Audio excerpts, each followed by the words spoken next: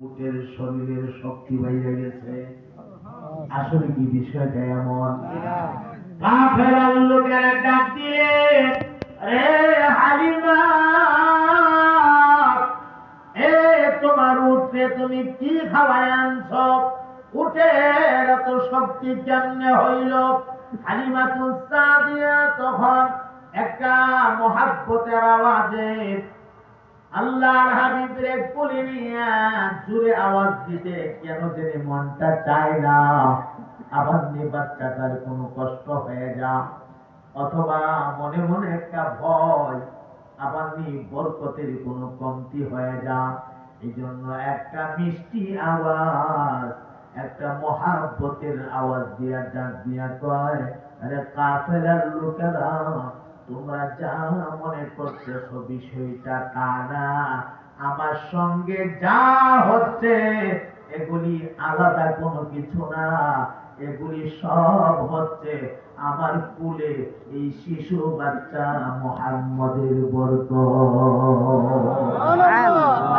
এই বাচ্চারে তোমরা তোমরা আনলা না, সেই বাচ্চার বরকতই সব।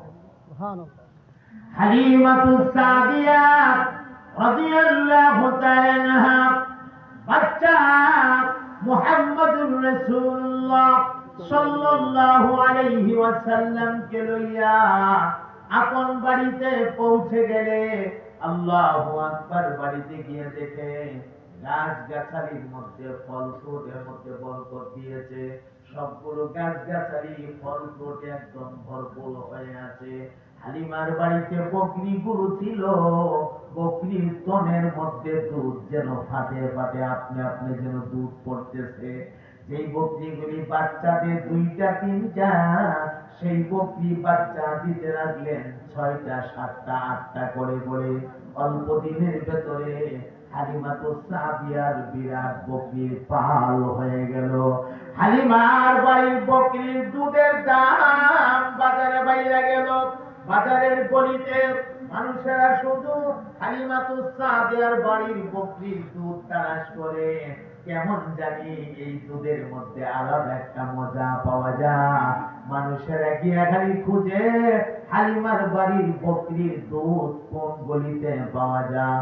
আমার মহতারাম বন্ধু, এভাবে করে করে দুধ বিক্রি করে, বকরি বিক্রি করে, পয়সা ইনকাম করে করে হালিমা উট কিনতে শুরু করলো। অল্প দিনের ভেতরে এভাবে দেখা গেছে হালিমাতুস সাদিয়া তায়েফ নগরীতে উল্লেখযোগ্য একজন ধনী হয়ে গেছে। অনেক লম্বা ঘটনা। হালিমাতুস সাদিয়া 4 বছর আমার নবী পাকের লালন পালন করেছিলেন।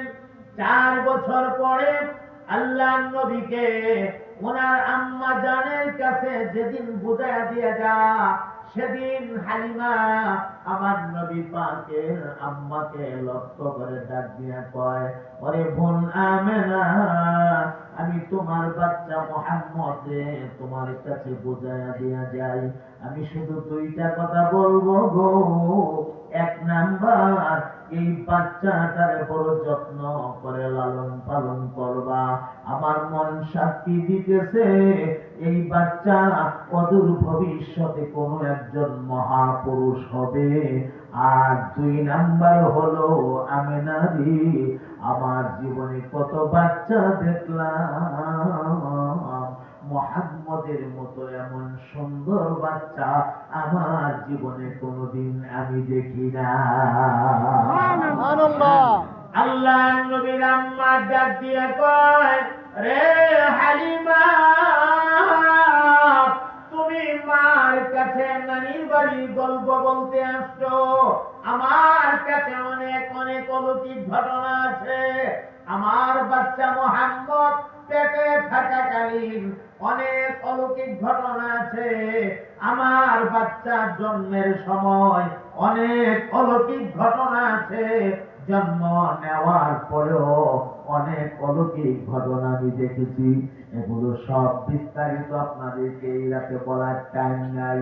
আমার নবীর আম্মা একটা পয়েন্টে শুধু কথা বললেন, হালিমা রে, তুমি বলছো আমার বাচ্চার মতো এমন সুন্দর কোনদিন দেখো নাই।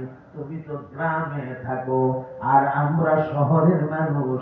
মক্কা এবং মাদিনা দুইটা শহরের ভেতরে আমার মুহাম্মদের মতো এমন সুন্দর বাচ্চা আমি আমেনাও কোনদিন দেখি না। আমার বাচ্চা এমন বাচ্চা মক্কা মদিনার ভেতরে আমি কখনো দেখি নাই। সুবহানাল্লাহ। হালিমাতুস সাদিয়া বলেন জীবনে এমন সুন্দর দেখি নাই। আমেনাও বলেন জীবনে এমন সুন্দর দেখি নাই। এমন সময় লক্ষ্য করে দেখে এই দুইজনের মাঝখানে জিবরাইল আমিন নাজিল হয়ে গেছে। জিবরাইল আমিন নাজিল হয়ে ডাক দিয়া কয়, ওরে হালিমা,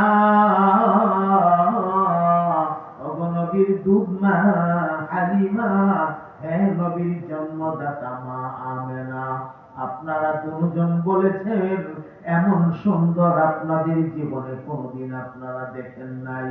আপনাদের জীবনটা এর কতটুকু আমার কাছ থেকে একটু ব্যাখ্যা জেনে নেন, আমার কাছ থেকে একটু জানা নেন। আজ থেকে লক্ষ লক্ষ বছর আগে আল্লাহ রাব্বুল আলামিন আমি জিবরাইলকে সৃষ্টি করেছে আমাকে ঘোরাফেরা করার জন্য, চলাফেরা করার জন্য।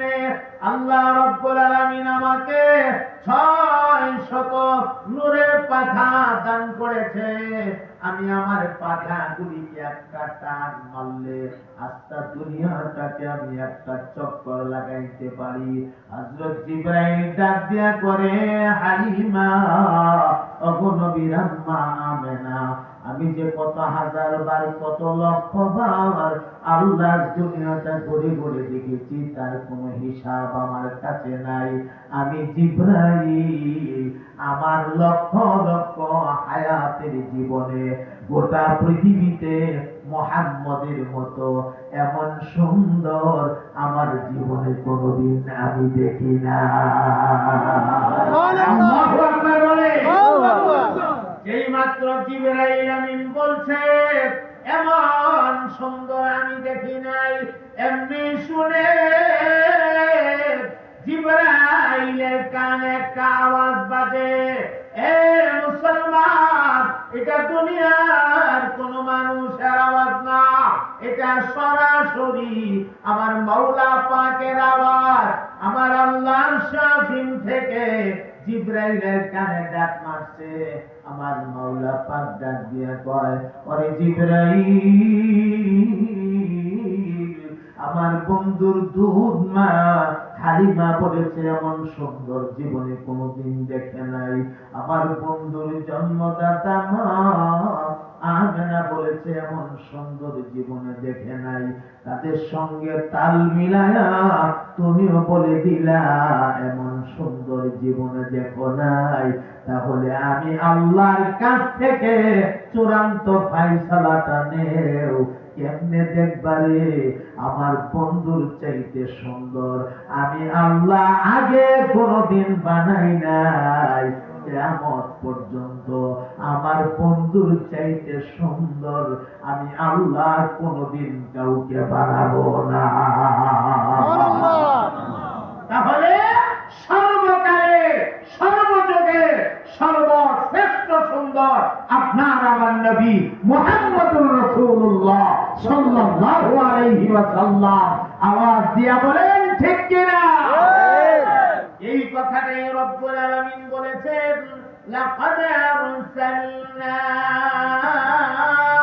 রুসুলানা বিল বায়িনাত। আমি আমার রাসূলকে আমার পক্ষ থেকে স্পেশাল যে তিনটা জিনিস দিয়েছিলাম, এক নাম্বার হচ্ছে বায়িনাত, তার মানে আমার নবীকে দেখলেই বোঝা যেত। আল্লাহ বলেন আমার রাসূলকে দেখলেই বোঝা যেত যে তিনি একজন রাসূল। ব্যাখ্যা করে বোঝানি লাগছে না, কোন দলিল প্রমাণ লাগছে না, বিনা দলিলে ওনার দেখলেই মনে হইতো উনি রাসূল। সুবহানাল্লাহ, সুবহানাল্লাহ। এই হলো এক বায়িনাত। এটার উপর আনুষঙ্গিক আর কিছু কথা শোনা যায়। দুই নাম্বার হলো কিতাব। কিতাব মানে কোরআনুল কারীম। সুবহানাল্লাহ। সুবহানাল্লাহ। দুনিয়ার সর্বশ্রেষ্ঠ কিতাব আল্লাহ রাব্বুল আলামিন আমাদের নবী পাককে দান করেছেন। 3 নাম্বার হলো ইনসাফ। ইনসাফের এক ভান্ডার। আমার নবীর মতো ইনসাফওয়ালা ন্যায় বিচারক, এত বড় একটা বিচারক অতীতে ছিল না, এখনো নাই, কিয়ামত পর্যন্ত এত বড় একটা বিচারক আর কোনোদিন হবেও না। সুবহানাল্লাহ। কত বড় বিচারক রাসূল ছিলেন, কি চমৎকার চমৎকার বিচার কার্যক্রম হ্যাঁ রাসূল চালিয়েছেন বা বিচার করছেন। এরকম উদাহরণ দিয়ে একটা দেখাইলে অনেক লম্বা হয়ে যাবে। এটা এই পয়েন্টগুলোর ভেতরে বহুত আছে। এই জন্য আমার